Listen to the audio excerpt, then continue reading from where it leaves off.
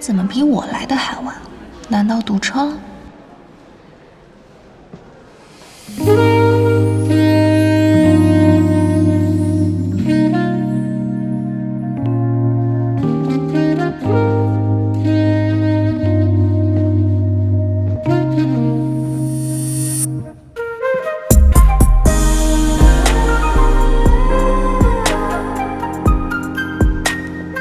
哟，林总，好久不见，好久不见。我那边招呼一下啊！好，哎，你忙，哎。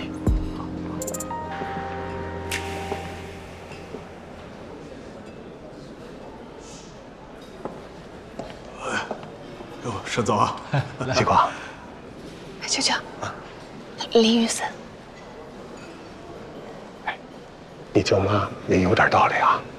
你看看这整个宴会厅，不就小林最出挑，所有人呢都忍不住多看两眼。咱们去招待。哎，不，我还没想好第一句话说什么呢。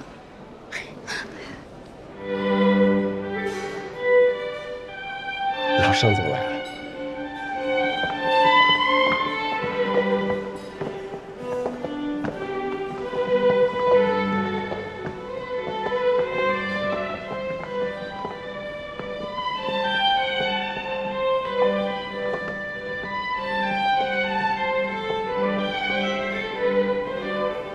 我们老寿星出来了。我们今天可不许说“老”这个字儿。我说错了，该罚该罚。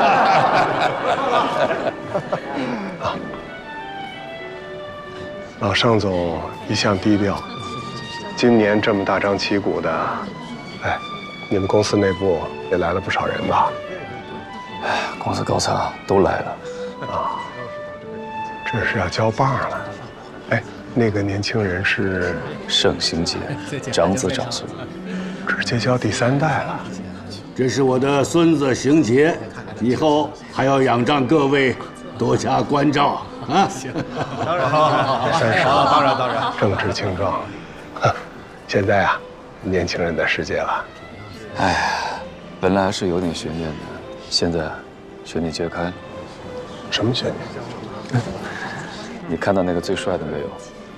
我们老董的外孙，能力啊其实很强，以前还是个医生，跨界转行。之前有个项目出了大问题，他刚来一接手，哎，居然解决了，升得也快。之前类似的场合呀，老爷子总是把他和盛行杰一起在身边，大家都以为。回来要好好聊一聊啊！我就怕他回来啊。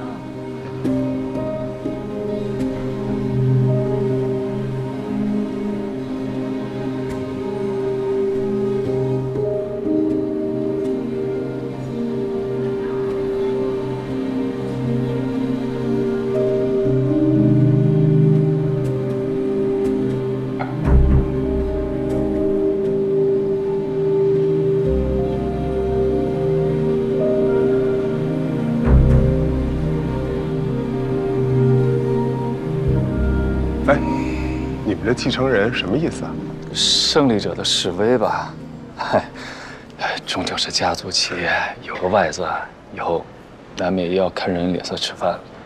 如果不是车祸，他现在还是那个意气风发的外科医生，才不会站在这里受众人的同情和揣测。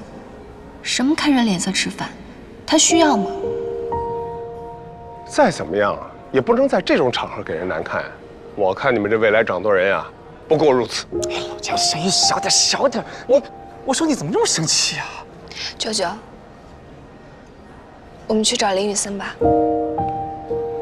你不是要吓他一跳吗？这我跟着多没意思啊！我在这看着，你自己去。好。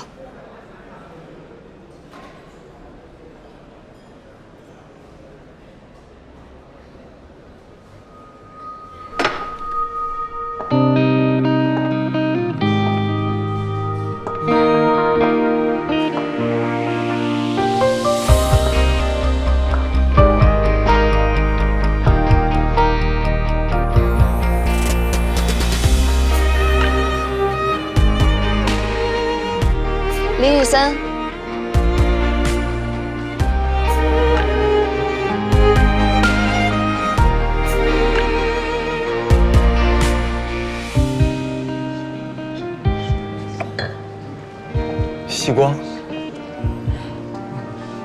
你怎么会到这儿？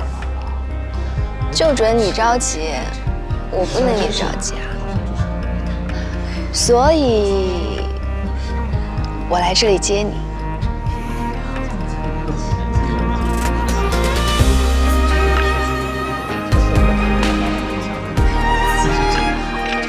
我猜，你肯定是跟着舅舅过来的，对不对？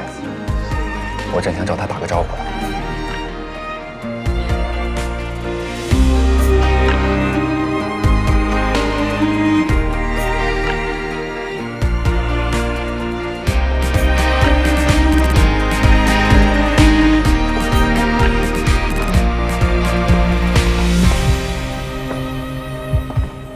照片来喽，完成任务，我下个月的零花钱能多些了吧？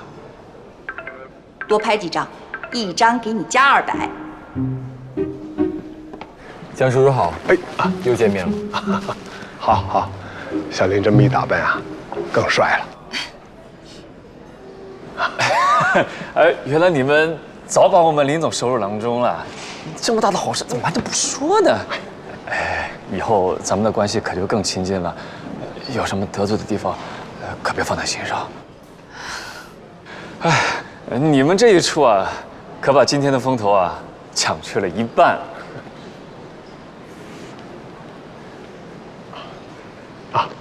我们呀，先去给小林外公拜个寿。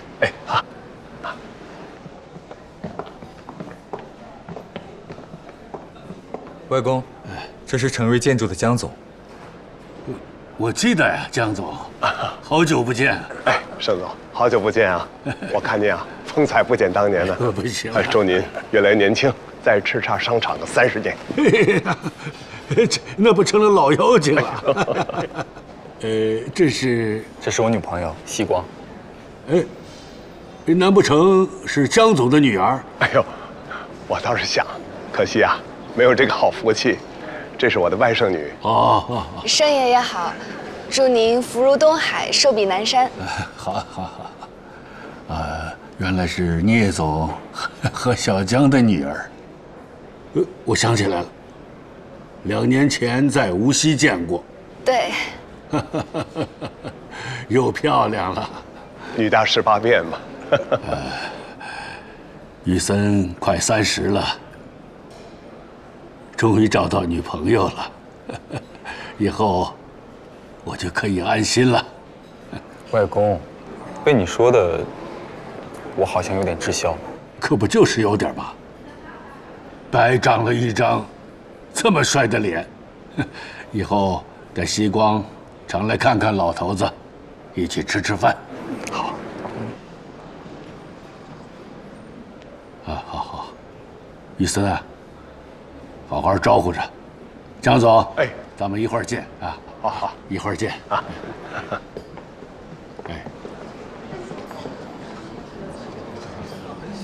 这谁啊？江云和聂成远的女儿，他们的女儿。是啊，如今的远程集团，这可有意思了。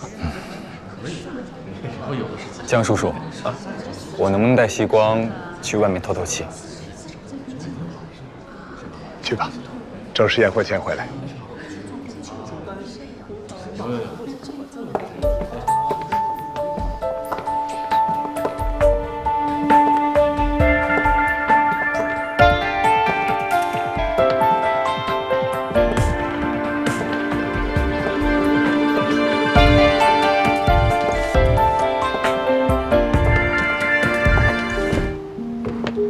刚刚好多人在看我们。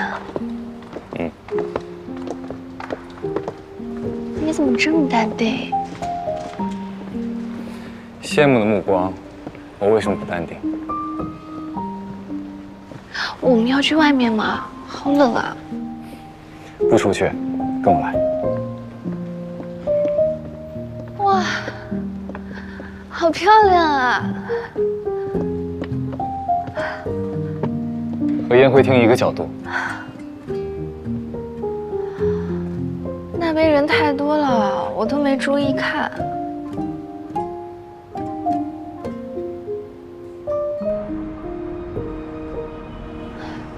我都不想回去了，从来没这么高调过。唉，谁不是呢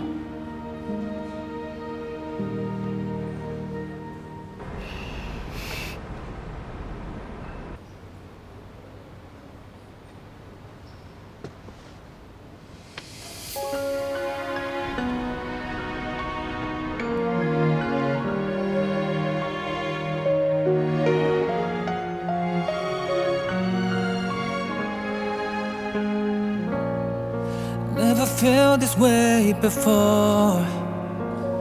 Oh well, let's stay the same. Though the seasons change and life gets in the way. All this time you're in my mind. I'll dream of when I hold you every day.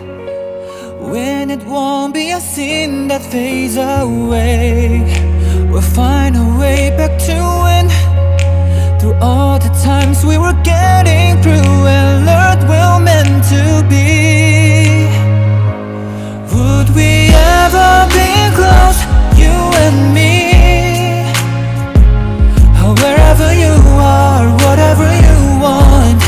Don't hesitate to call me, just let me know. I hope you'll never forget. My heart is only you. Every moment of every day, our love's gonna find a way.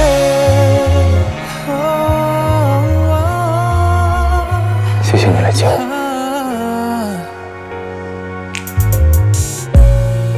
All this time you're in my mind. I dream of when I hold you every day. When it won't be a sin that fades away. We'll find our way back to when. Through all the times we were getting through and learned we were meant to be. Would we ever be close, you and me? 那个地方 Wherever you are, whatever you want. 曾经志在必得， Don't hesitate to call me, just let me know. 如今志不在此。 You'll never forget. 希光，我想等双月彻底脱困后，重新回到医学界。你知道吗？自从你告诉我那碗黄豆的作用，我就知道，早晚有一天，你会对我说这句话。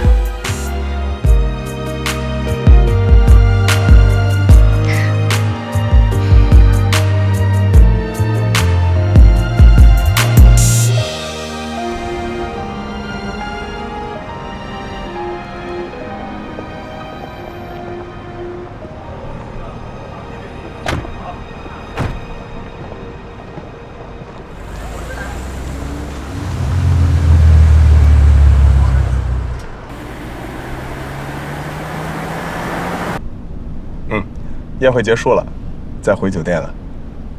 我明天一早就回，赶得及10点钟的会。啊，希光不用我送，人家有人送了。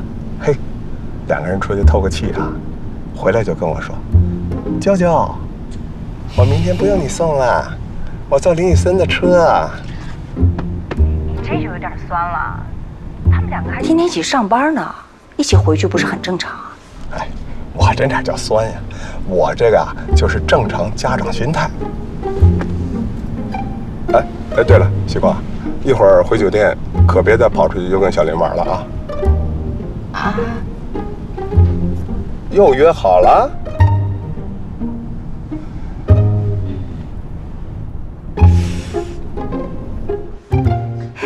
你怎么管这么宽呢？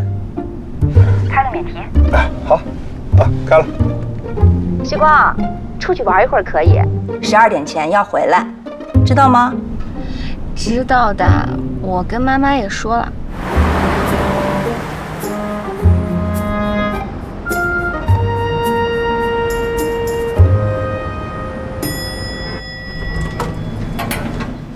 我来啦！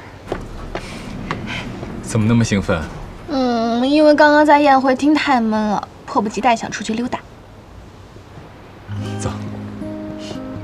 那你有没有想去的地方？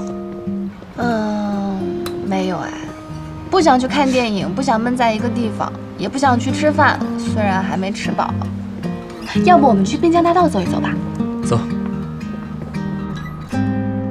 为什么没吃饱不再多吃一点？因为喝水喝饱了呀。所以说我不喜欢参加宴会啊，每次都要坐下站起来不停地敬酒。还好我喝的是水。哎，你喝酒了吗？喝了，毕竟是外公的寿宴，我也不好扫兴。可是你看起来一点不像喝酒啊。喝了一点，我装了一下，他们都以为我酒量不好。你还有这招？那你的酒量是多少？至今没测出临界值。也是，我们林总的临界值可难测了，毕竟参加朋友的婚礼，酒都是让给我喝的。别翻旧账，聂小姐，以后别的婚宴都我喝行不行？不过有一场，我不能替你。你怎么不问我哪一场？我是笨蛋吗？每次都要上你的当。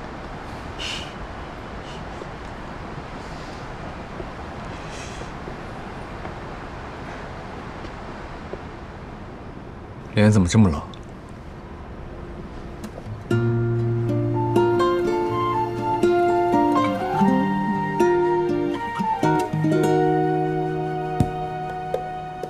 听心跳加速的声音，听在我耳边轻声低语，安静呼吸，多么希望和你。我有个唐突的提议。什么？江风寒了，我家就在前面，可否冒昧请聂小姐到寒舍小坐？我保证准时送回。江风寒冷，可是寒舍听起来也不暖和。主人热情行不行？有多热情？这个问题，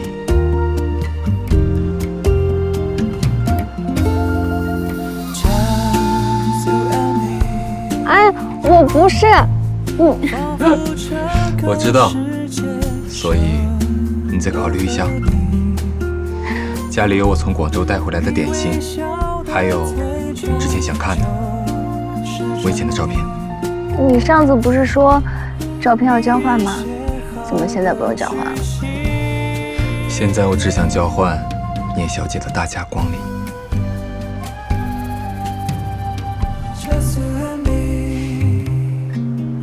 走吧，带路。走。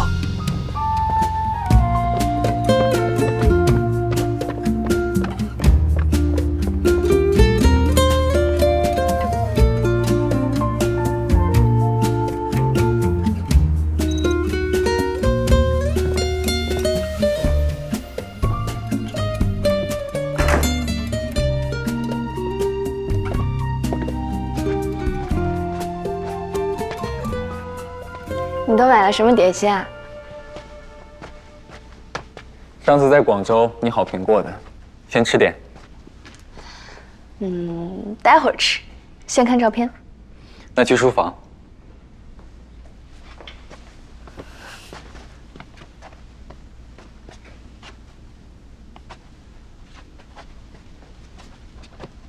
这边很多是国外读书时的教材和买的书。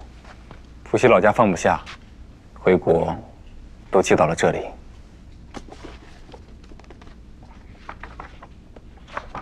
照片有几张，也是留学时拍的，不多。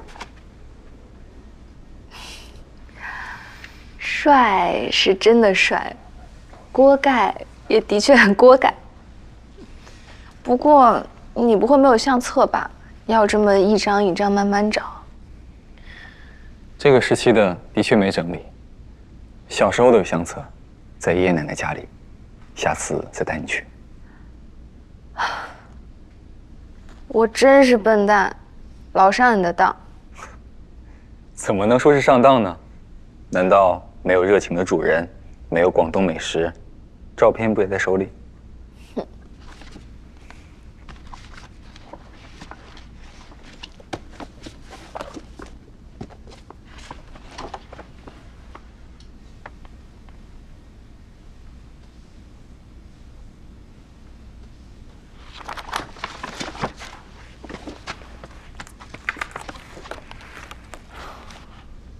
你们的课这么满吗？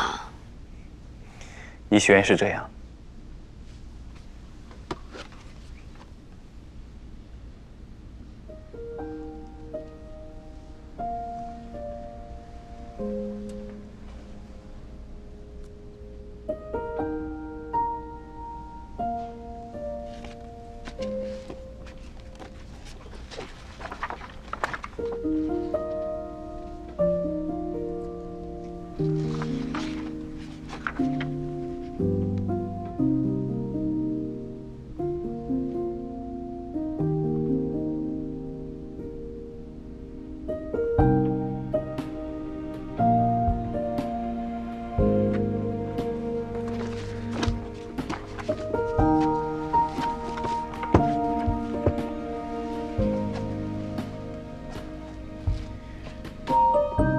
其实高考的时候，我本来要报考的是商学院。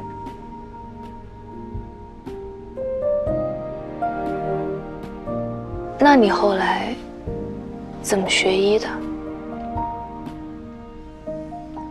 这是一个很长的故事。叔叔阿姨跟你说过我家里的事。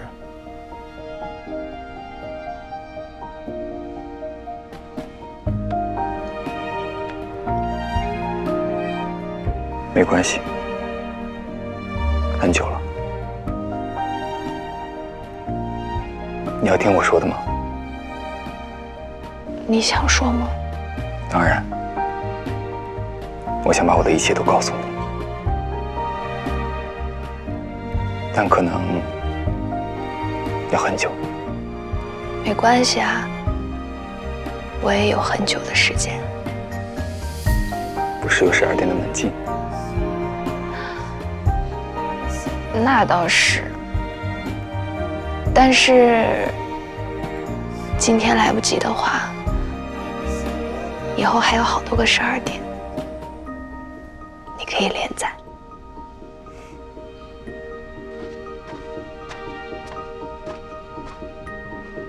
谢谢。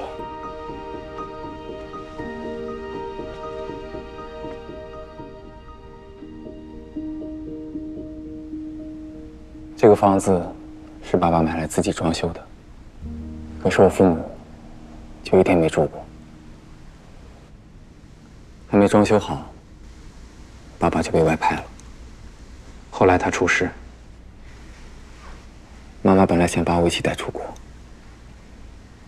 但是考虑到爷爷奶奶的身体，最终选择把我留在了上海。那时我7岁。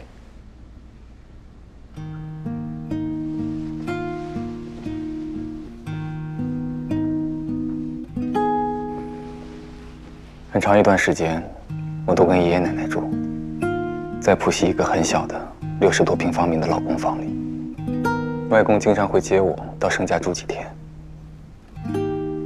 爷爷奶奶从不阻拦，却也从来不和我一起去。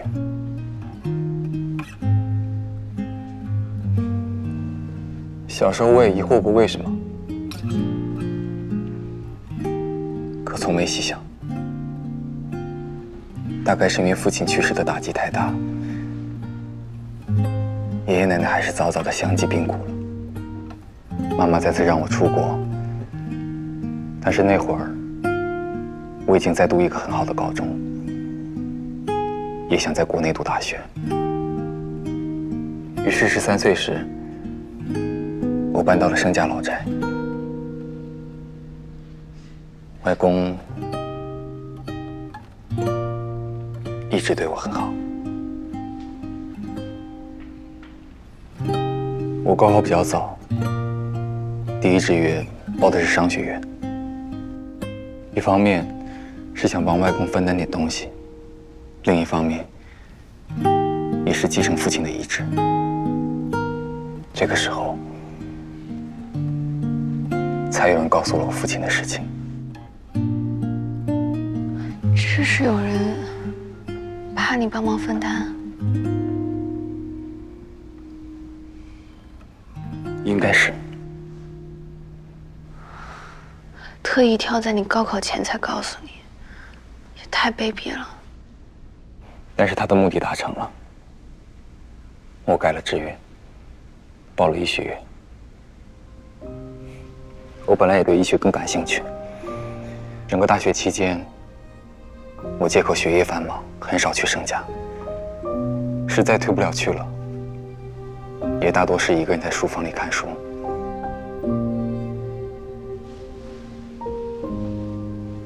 后来又去美国留学，最后选择回国做医生。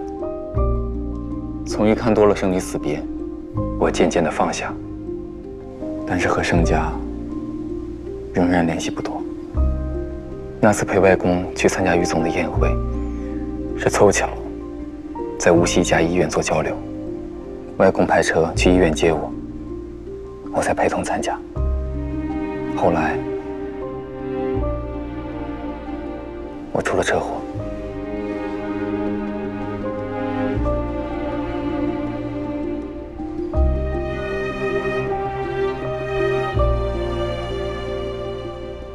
那段时间，我心里充满了戾气，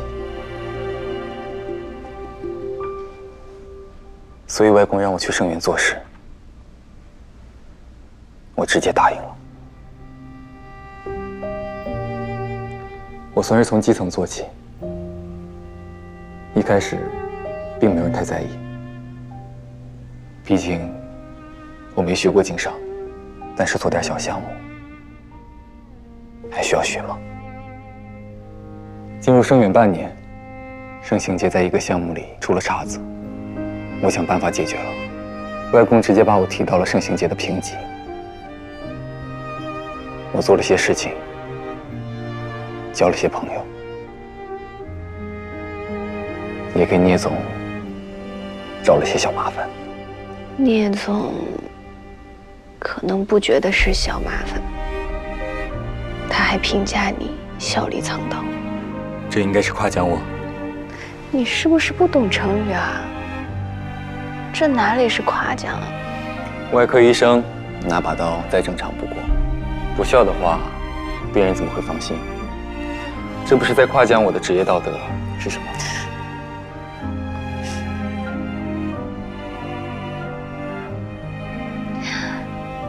那后来你就去了苏州。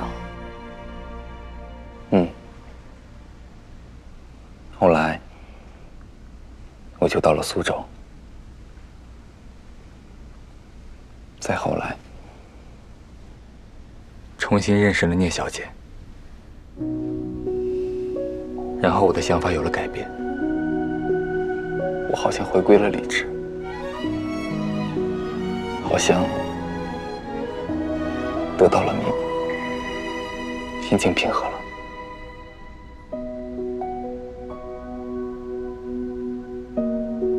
我问自己，为了让别人不痛快，浪费自己的时间，去做自己并没有兴趣的事情，是否有意义？当然，本来是有的，因为我那时矫情，觉得自己已经算一无所有。可是现在又拥有了希光。我不想放弃，我不想10几年的辛苦付之东流。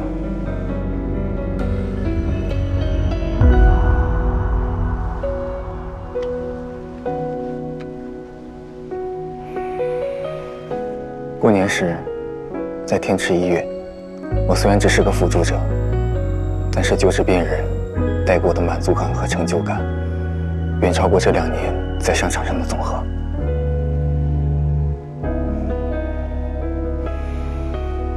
前阵子去西北，站在黄沙旷野上，极目远眺，突然觉得一下子心胸涤荡，天地辽阔。学医的用处不仅仅在临床，不限于在手术台上，我可以做很多事情。此路不通，我可以换一条路，我还可以学以致用。我的手废了，难道我只有手吗？最宝贵的，难道不是我的大脑？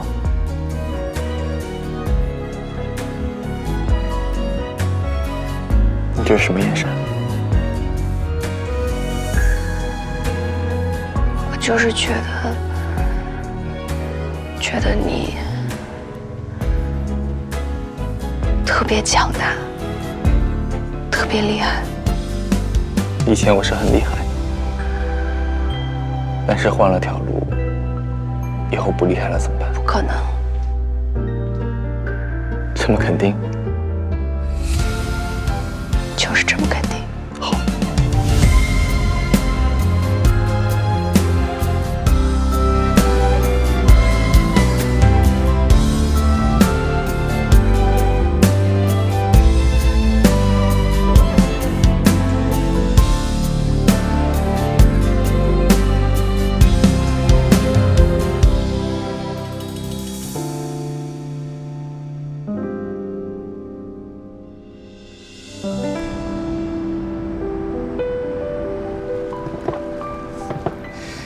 你这么高兴做什么？你下定决心做自己喜欢的事情，我当然高兴啊。哎，其实，比起男朋友是霸道总裁，我更喜欢男朋友是那种很厉害的医生啊、科研人员。毕竟霸道总裁见多了嘛。哎，不过你具体要做什么？当内科医生，还是搞科研？还是去医学院当老师？在深圳的时候，我收到一封邮件，发信人就是我给你提到过的那个华裔教授。安排相亲那个？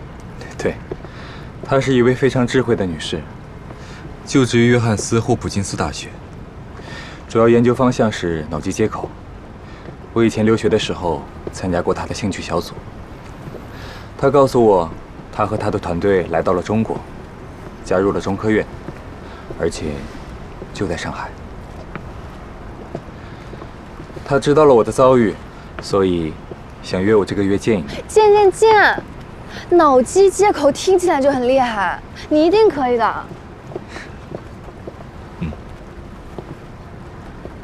不管未来是不是这个方向，我一定可以。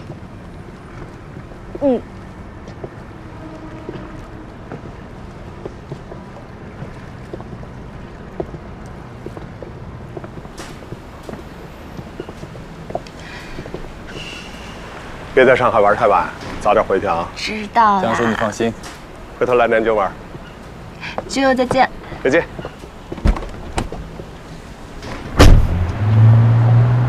我们去干什么？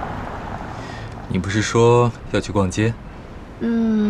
我想去逛逛田子坊，还有武康路什么的。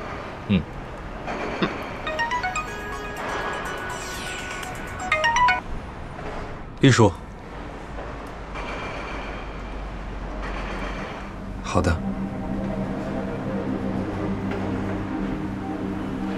丽叔说让我现在回去一趟，说外公发了好大的火。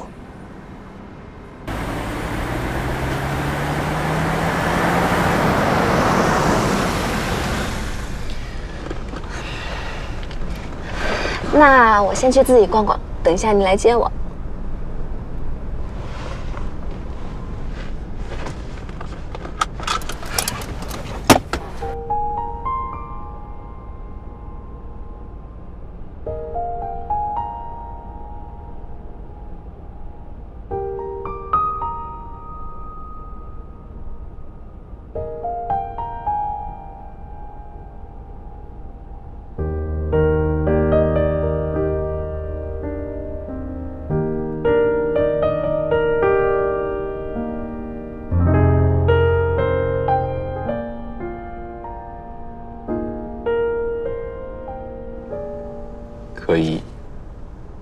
养成这个习惯吗？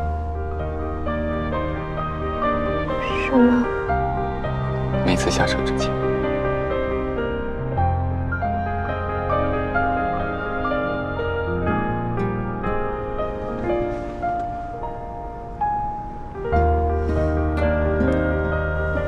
但是，如果我们一起下车，也要吗？那样会不会有点奇怪啊？希光，你是不是有点煞风景？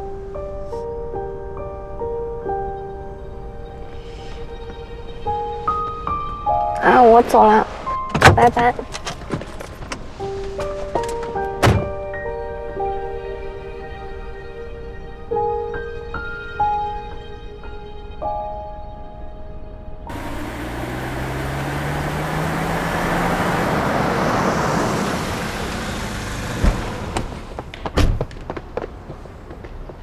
哎，哥，邢杰被爷爷骂了，现在面壁思过呢，竟然早饭都没出来吃。他活该，不干人事。哥，你女朋友呢？昨天我只跟她打了个招呼，还想认识一下呢。下次在外面吧，今天过来也不知道什么事情。肯定是好事啊！哎，对了，偷偷告诉你们，我爹告得状。你真是卖爹第一名啊！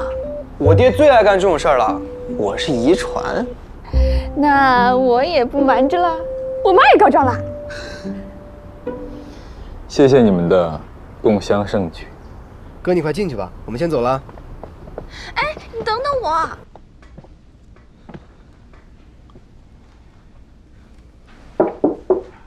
外公，雨森来了，坐吧。昨天你说去了趟广东，干什么去了？先去广州，和七彩玻璃签了一个战略合作协议，接着去了深圳，和设备商碰了一下，合作开发新技术设备的事情。新技术设备要投入不少钱吧？这个方案不是现金流，反而缓解了双月一部分的资金压力。哦，那你详细说说。有些类似叫钥匙工程的逻辑，前期双远提供应用场景和技术指导，设备方出资研发，提供我们厂区生产所需要的设备，等后期设备成熟之后，再投入整个市场使用。双远和他们利益共享。好，做得好，这样我们设备钱就省下来了，将来新技术广泛应用，还可以从设备上赚一点。无论什么类型的企业，经营的要点就4个字：降本增效。这4个字说来简单，做起来着实不易。我们都是站在前辈成就的肩膀上，我不过是坚持下去而已。坚持不坚持，靠的就是对大方向和资金的把控。张明今年该退休了吧？张叔夫人一直催着他退休，想和子女团聚，但是目前光伏这个行情，他又放不下。他是个有远见、有追求的人呐。当初他为了劝说我投资 PERK 技术，守在集团盯了我好几天呢。等他退休了，这个企业你好好经营着，我把双元的股份全都转到你的名下。我正想和外公说，等双眼脱困，我打算重新回到医学界。你要回去当医生？医生是当不了了，做些别的。你终究还是放不下。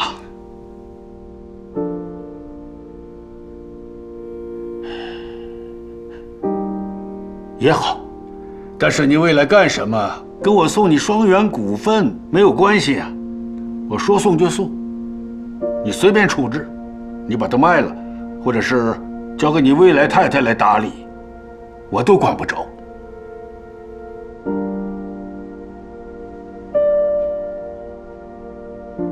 我要问一下妈妈的意见。你问，你现在就问。现在瑞士才凌晨2点，她正在睡觉。睡觉？睡觉那不就等于默认了吗？嘿嘿，嘿，你说这年头啊，想送股份还送不出去。老李，上班之后立刻通知财法，着手办这件事。哎，外公，别推辞了，快30的人了，要成家立业了。外公送你一份产业，这跟你妈妈没关系，是我的决定。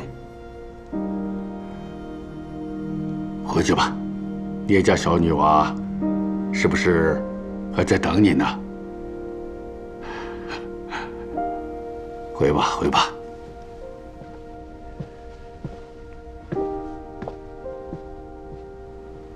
告诉博凯，我再给他一次机会。苏州的数据中心项目交给邢杰来负责，他要是再做不好，就不用来见我了。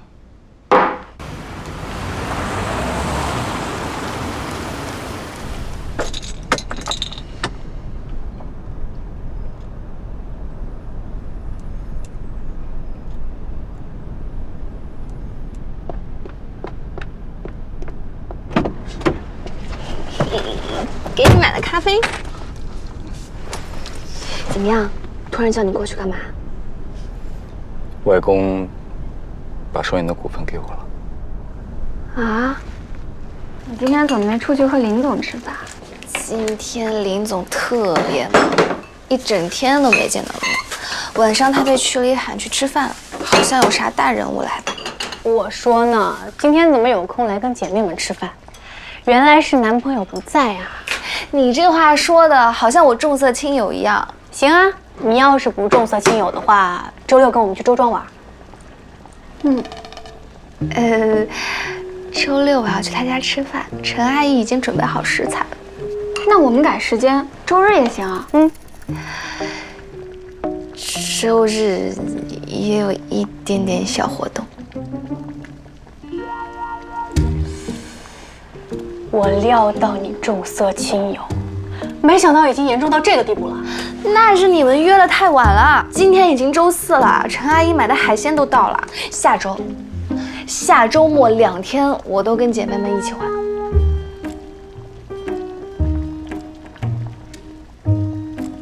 那你要说是雨华约你的哦，别说我，毕竟林总天天看到我。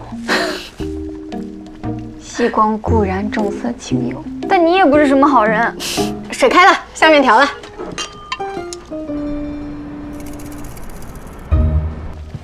你慢点吃，喝点果汁。你又买了？这个有果肉，好喝。对了，我问你们件事，公司里是不是有人说我跟林雨森的事情？肯定有人说，但是还好啊，就是议论几句，这也很正常嘛。琪琪和技术部的小哥哥谈恋爱，还有人议论呢。你是不是听到什么了？我今天不是去工程部跟施工方谈合同嘛，他们走的时候在门口闲聊，被我听到。他们说什么了？就暗示林雨森对我徇私吧。关他们屁事啊！你明明多干了活，之前加班也最多，还徇私呢，我还觉得林总过分呢。就是徇私不应该是不干活光拿钱吗？你明明腿都给跑断了。哎，算了，别生气，我也没生气。那，给。真的啊。首先呢，他们这么说，说明我杀价到位了。其次，我琢磨了一下，我的资历好像是浅了点。让我负责这么一个项目，我们林总的确不清白，他被人说应该的。对哦，你这个逻辑非常正确，不清白的应该是林总，是吧？哎呀，没办法，我得为了我们林总的清白加油，把事情做得无可挑剔。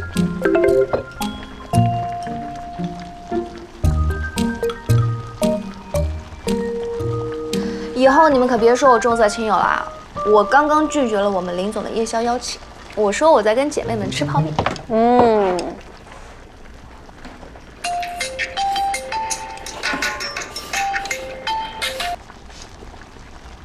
什么？你说邀请英姐、雨华一起，那也不行，居然想收买我闺蜜，你打错算盘了。我们坚贞姐妹情，夜宵不能移。手下留情啊，姐妹，夜宵可以移的。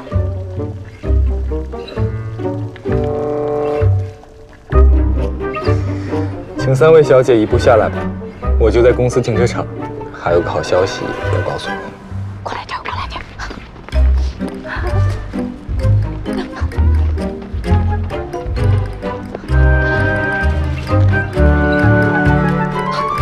快上车，快上车！快上车，快上车！哇，西瓜，你们平时约会就这么偷偷摸摸吗？感觉好刺激，就是心跳有点快。我们没有啊，是你自己一下楼就开始莫名其妙的鬼鬼祟祟左看右看，带得我跟雨华也开始鬼鬼祟祟起来。对啊，你到底在心虚什么啊？我有吗？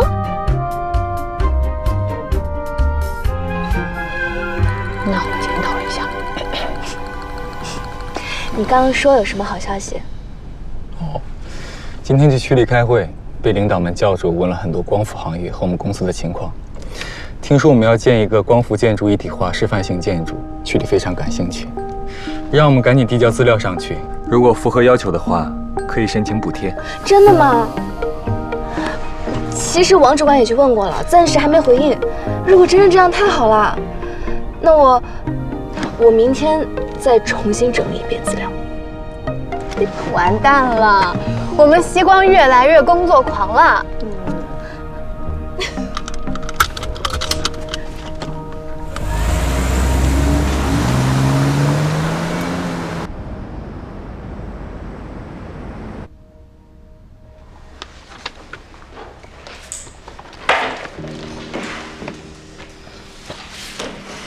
林总啊，我们给的价格真的是有薪价的，你们公司的小姑娘真的太会砍价了。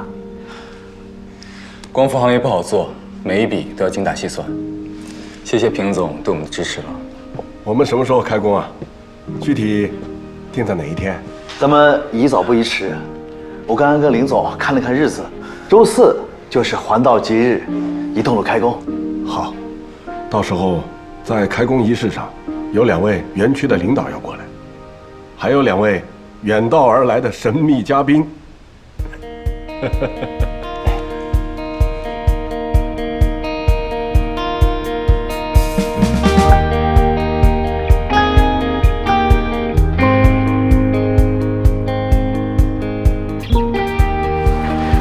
我们新食堂采用的是传统屋顶加装光伏系统的方式，流光花园呢比较不同，是把光伏板作为建筑材料的一种融入到整个设计中，最大程度的利用太阳能发电，使整个建筑达到绿色节能的效果。这个是我们流光花园的概念宣传册，你有空可以看一下。来这边，我来介绍一下，这位是我们园区分管科技和工业的任主任。这位是我们双元股东之一无锡远程集团的江总，你好。你好。这位是南京成瑞建筑设计事务所的沈总，你好。您好。欢迎欢迎欢迎2位来苏州投资。哎。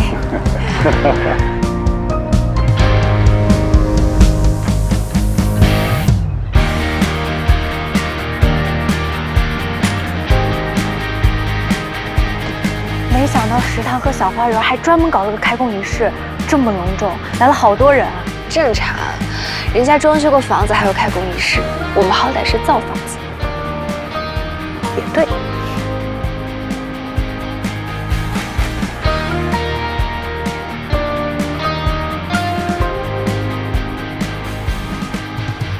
这2位一看就很牛的姐姐是谁啊？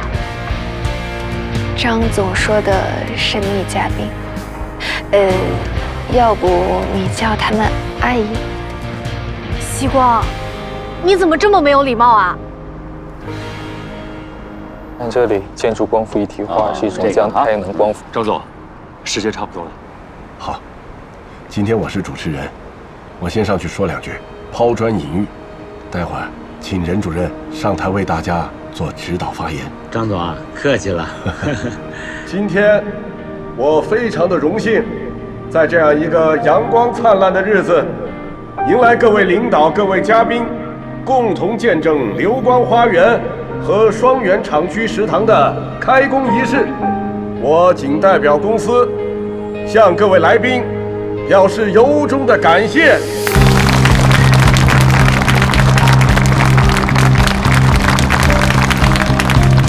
8年前，双远落地苏州这个美丽的城市。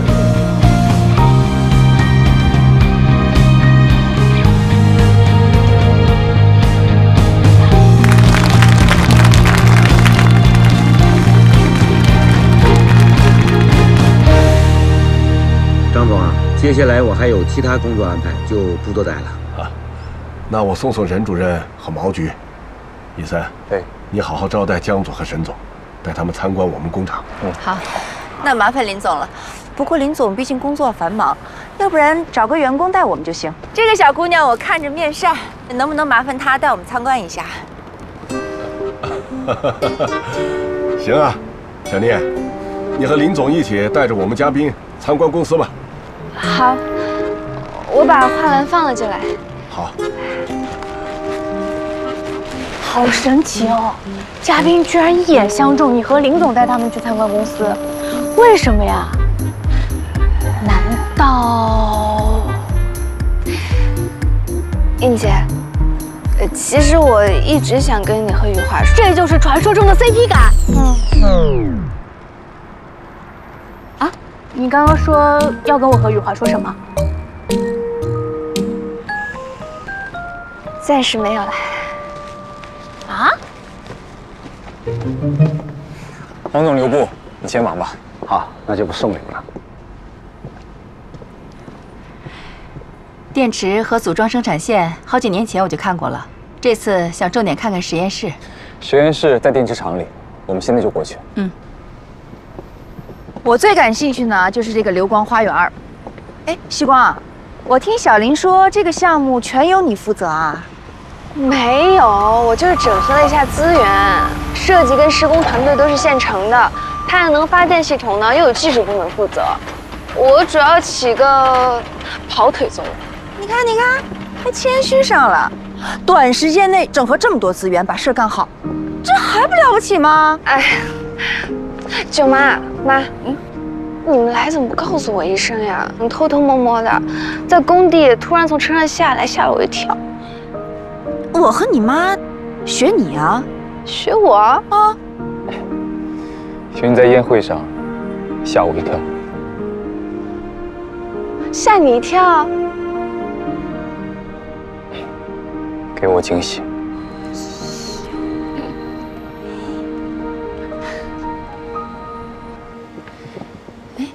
西光跟我提过，你们技术部负责人说他非常出色。刚刚流光花园的开工仪式，为什么没看到他？华总性格直率，不太喜欢这些台前的场合。他嫌浪费时间。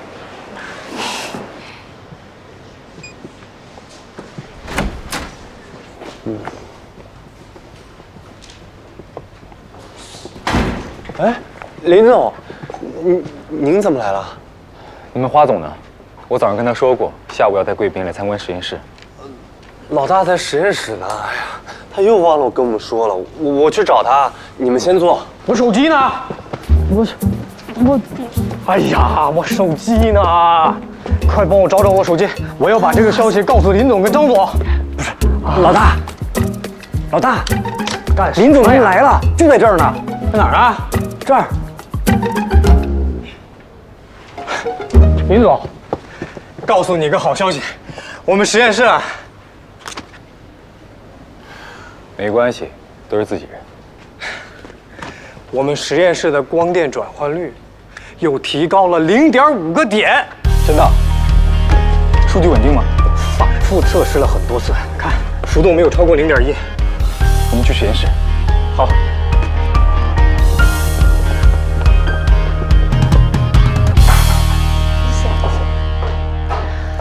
你们这个花总也真是的，说什么也不肯出来跟我们一起吃饭。我还想问问他光伏建筑一体化关于技术方面的细节呢。这个时候，花总大概恨不得一天24小时待在实验室里，肯定是叫不动的。BIPV 的技术方面，阿姨你可以先问一下西光，他可不光是整合资源，技术方面的书也读了不少，现在起码在应用方面已经非常精通了。他是这样的，要么就懒懒散散什么都不干，一旦干点什么，就一定做到最好。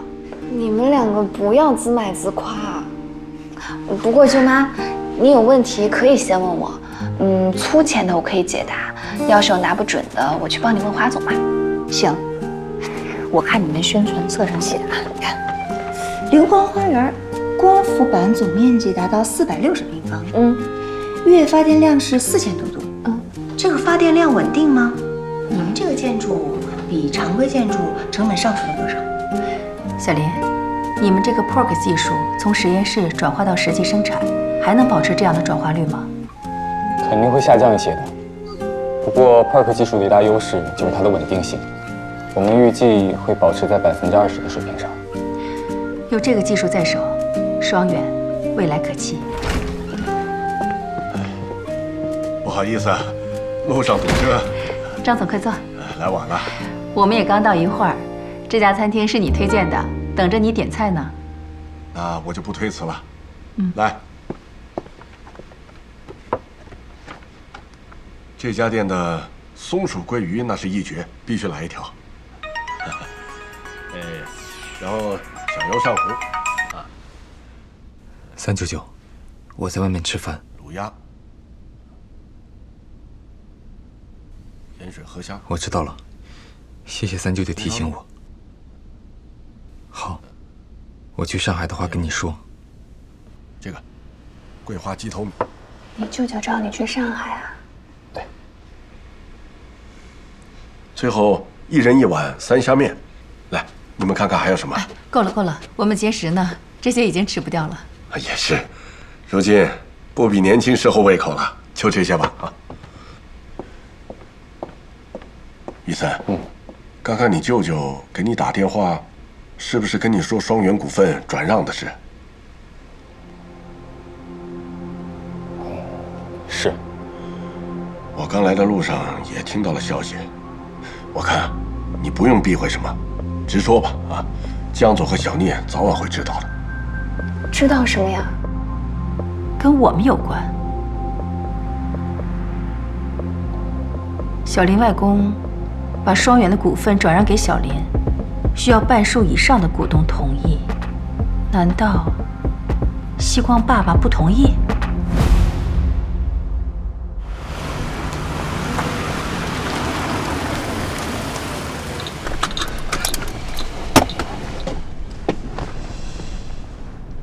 一路上一直心事重重，是因为股份转让的事情。我没想到我爸会反对，为什么呀？难道还是因为我跟你谈恋爱吗？可是他明明已经知道当年事情的真相了呀。西光，我觉得你不应该因为这件事情烦恼，更不应该把责任揽在自己身上。 无论你爸爸出于什么原因反对，他都是在行使股东的合法权利。而且你可以放心，外公既然把话已经说出口，按照他的脾气和秉性，就一定会完成。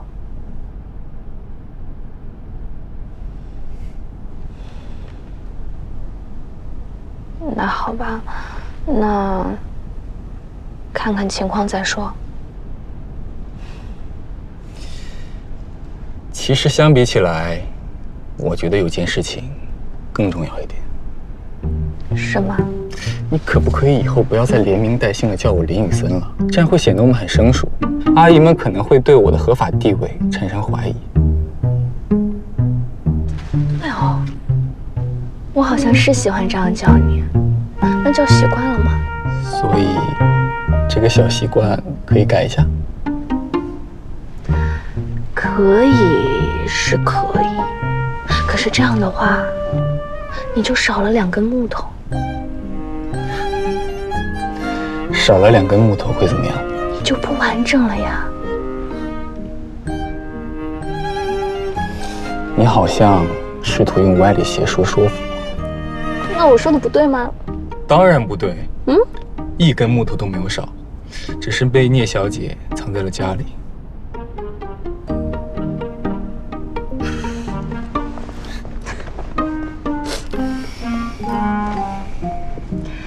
那好吧，我知道了，下次再改。还要等下次？对，我先走了。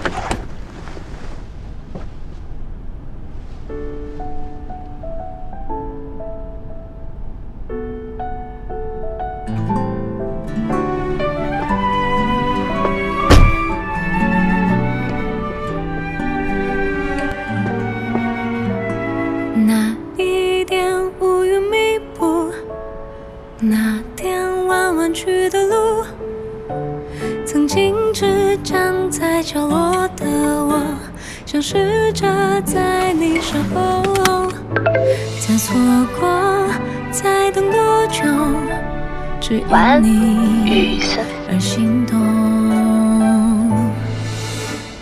是穿过了人